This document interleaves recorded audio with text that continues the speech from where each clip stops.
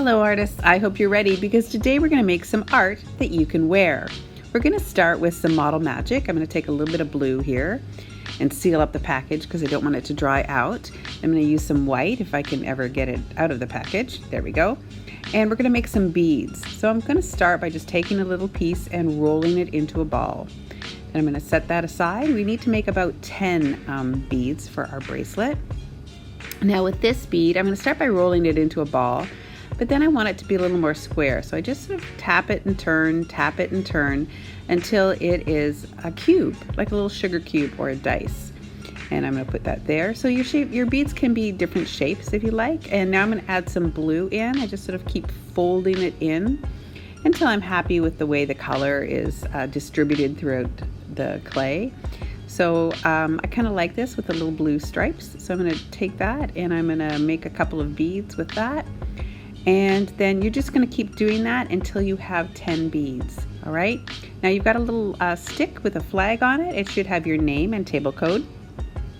That way we know whose beads are whose. And then once you have that labeled, then it's time to put the beads on that skewer or that stick. So I'm going to take it and I'm going to put it in there and I'm going to twist it as I put it through. That helps get it all the way through the bead without changing the shape of the bead too much. It can sometimes get a little squished, but you can usually fix that as well. So you're just going to twist until it gets all the way on there. And you want to make sure that the beads aren't touching each other on the stick because they will get stuck together. If you need an extra stick because your beads are too big or you've got too many beads, that's okay. We'll give you an extra stick, but don't cram them all on there. There should be space.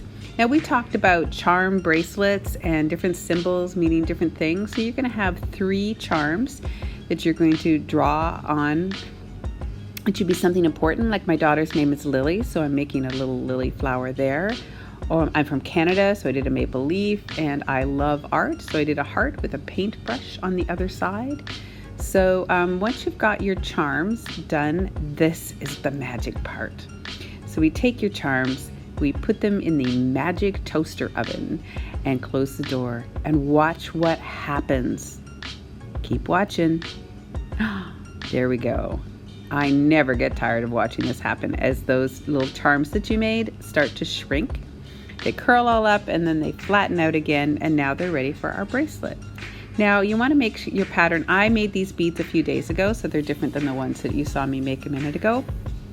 I'm going to lay them all out in the order that I want to put them on my bracelet. Now we're going to use a little bit of elastic here. And if you put it in and pull it through, what do you think is going to happen? It goes all the way through the bead. We don't want to do that. So what I'm going to do is take a little piece of tape and I'm going to tape it to the table.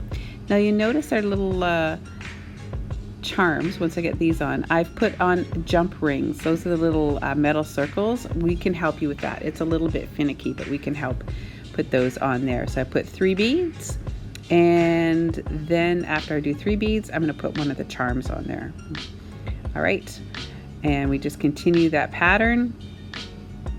3 more beads. And I do think I'm going to need 1 more bead to sort of make my bracelet big enough for myself. So there we go with our 10 beads. Now I can undo the tape. And once I've done that, then we're going to tie those ends together. So I'm going to take the needle and put it through the little loop of the elastic and pull that through, and then I'm going to cut the needle off. This is a little bit tricky. You might need a friend to help you with this. And then I'm going to tie that string once, twice, 3 times.